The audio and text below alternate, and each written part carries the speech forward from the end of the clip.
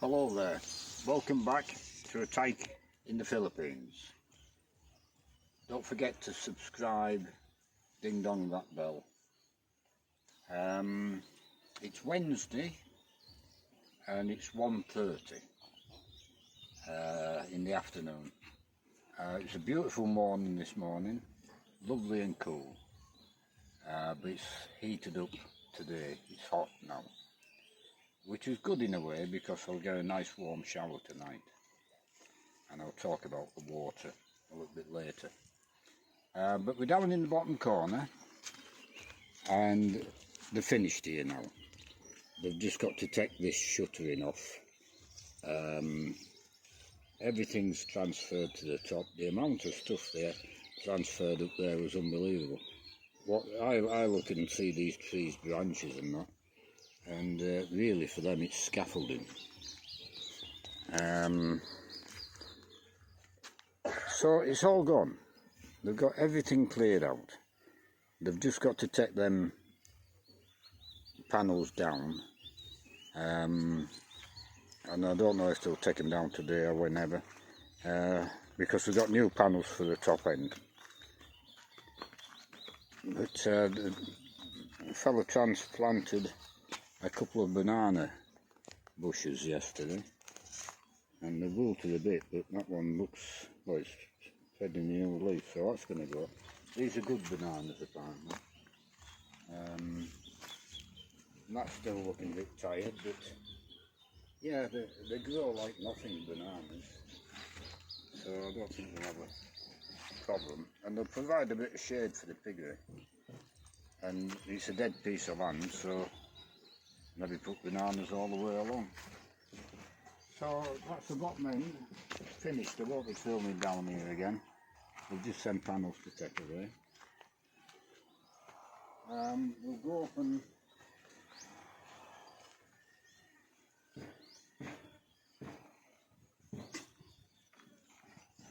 up and I'll show you what the waterman did yesterday.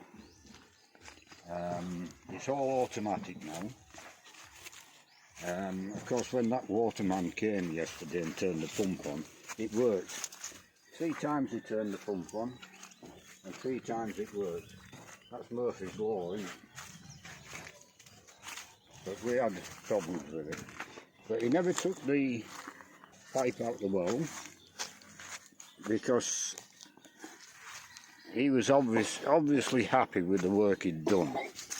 And I told him what was going on and what I thought, and he ignored me.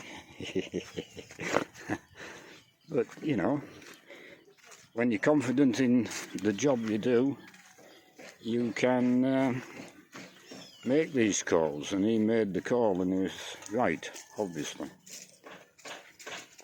Right, pause it there a minute. Now when he was here, we were discussing what we could do, what's the best way forward, and he was talking about a tank on the roof there to flush the system down and to keep it constantly primed. And someone's turned this pump off. No, that's on. Oh, that's on. Right. And to keep it constantly primed, and what he was saying was making sense, but that roof is not going to take any weight. So I said to him, well, can you not connect it to the pressure pump for the system for the cabin, so that the cabin pressure pump flushes it out? And he said, yes, we can do that. That will save putting a tank on the roof, because he's talking like a tank like this, you know, which is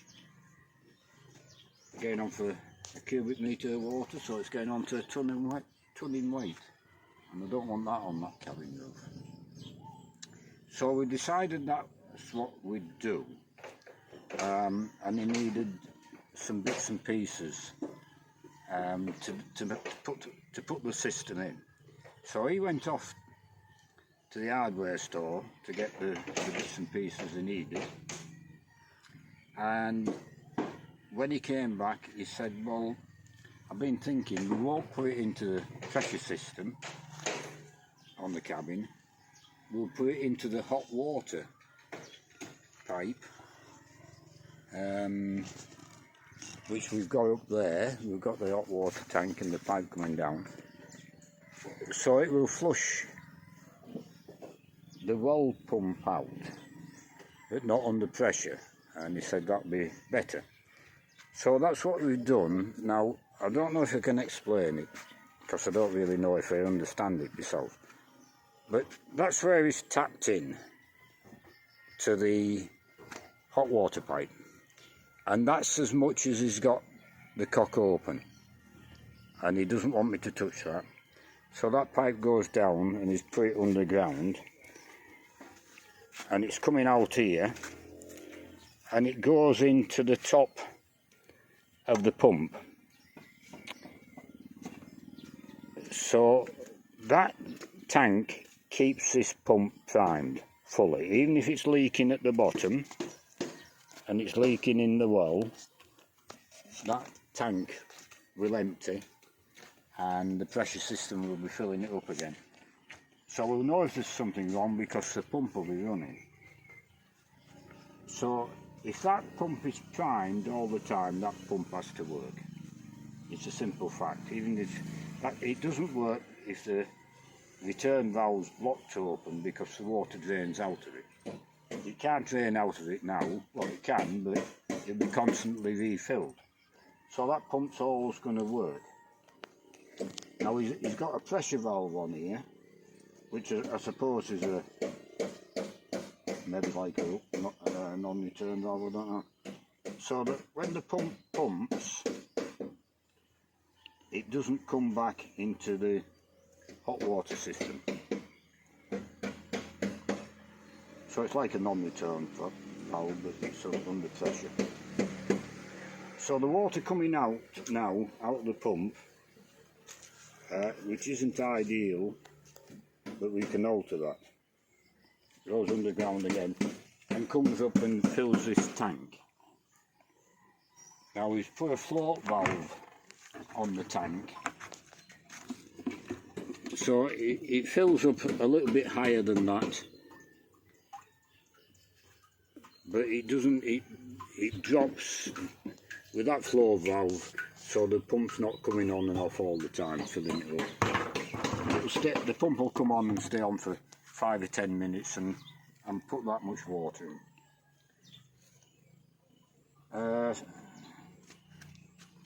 So the water supply we've got now for the cement mixer is just a tap off the tank, gravity fed, so there's no pressure in it. So it takes 2 hours to fill the water butt for the mixer, and we'll have to work with that because we've no other way of filling it at the moment. I could put another tap in the cabin with a screw thread on the end and then use the pressure pump, or I could probably let a tap into the cabin system outside here and use the pressure pump off the cabin, but I don't want to do that because you're pumping water twice and it costs money to pump water. So yeah, it's all automatic now. We don't have to touch anything, and it's working beautifully. Now at a later date I'm going to have to put a T in here, so I've got an outlet under the pressure of the well pump to pump water down there to the piggery or wherever, to irrigate or wherever. But I don't have to do that now. The only water we're taking off is for the cement mixer, and we can cope with that on the gravity fed feed we've got. So yeah, very happy. I like dealing with people who know what they're doing, and this fella does. And I expect no problems at all with this water system now. But having said that, one never knows. So we'll pause there now. Let these fellas at the front, where they're working, get on a bit further and get the cement mixer running, and then I'll finish this video with what they're doing now. Right, that's it. The workmen have just left. They've just gone home. It's 4:45. I'll show you what they've done. I think they mixed 7 bags of cement in these foundations, and they poured 3 posts. This is what the fence, the gate post with a lot of iron in it, and then 2 ordinary fence posts. But the 1 bag of cement does them 3 posts, I noted. So there's 6 bags of cement gone into these footings, mostly this one. It's not all concrete, there's quite a lot of rocks being put in there, but that footing was 4 feet deep. I didn't measure it, but it was very deep. There's an awful lot of concrete gone in. But I do know they're wanting to make an impression with this fence along the boundary at the top. They work really well. The scaffolding here, it doesn't move at all.